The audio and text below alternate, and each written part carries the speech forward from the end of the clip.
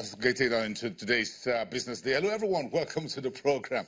Let's get the show started. This is your Business Morning, this 14th day of March. I am boasting number 5. This is Channel Television.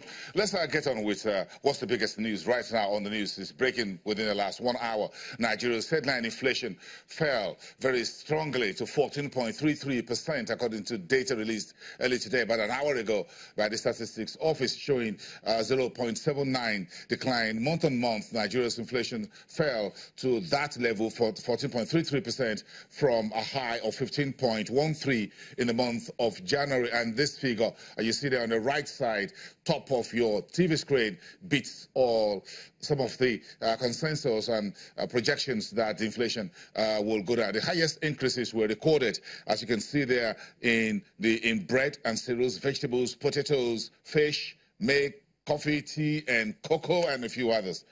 Moving on, and let's talk about those food index a little bit. We have some analysis to get drilled down these numbers. The food sub index, okay, no, really, the one coming after that is the food sub index in the month of February 2018, up to 17.59% year on year. That figure was 18.92%. Nigeria's food inflation, you can see there, also down to 17.59 year on year. Month on month, that figure was 0.85% on the far right of your TV screen. Then we'll move on quickly, just giving you the headlines. The core sub index for the month of February, year on year, was 11.7%, according to the data which is got early today from the NBS. Year on year, from 12.10%. That's a decline. Month on month, that figure is 0.75%.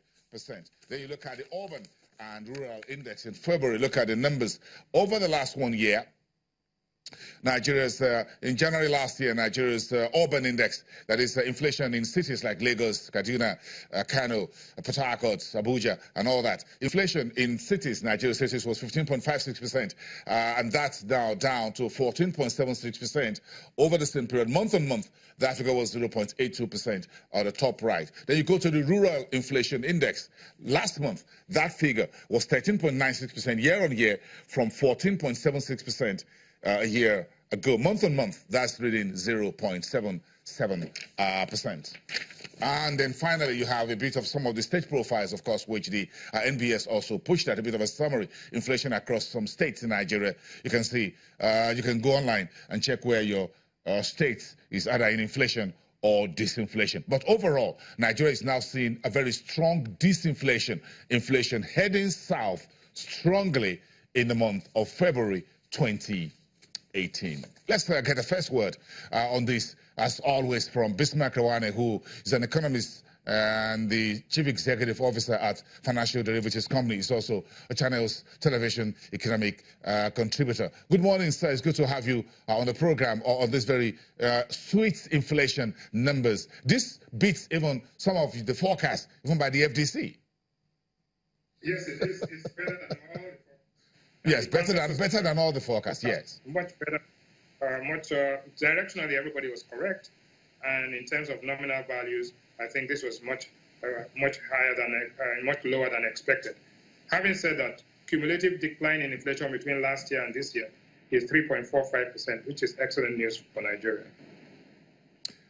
Okay, so you're just putting that into context for us. So over the last 1 year, we've seen about 3% decline in inflation. What does that mean in terms of consumer prices and what's been done within the state of the economy? Basically, what it means is that, first and foremost, money supply has not generated. The money supply contraction has worked in terms of bringing down prices. Price changes are moving in the right direction.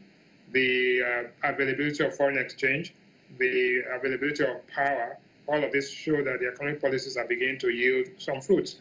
What most important is that food inflation, which was the core cause of high inflation in this country, had actually declined sharply to 17.59 from 18.92, which is remarkable.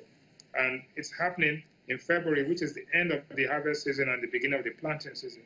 If this trend continues, there's no reason why the Central Bank Monetary Policy Committee should not be aggressive enough to now begin to bring down the policy rate.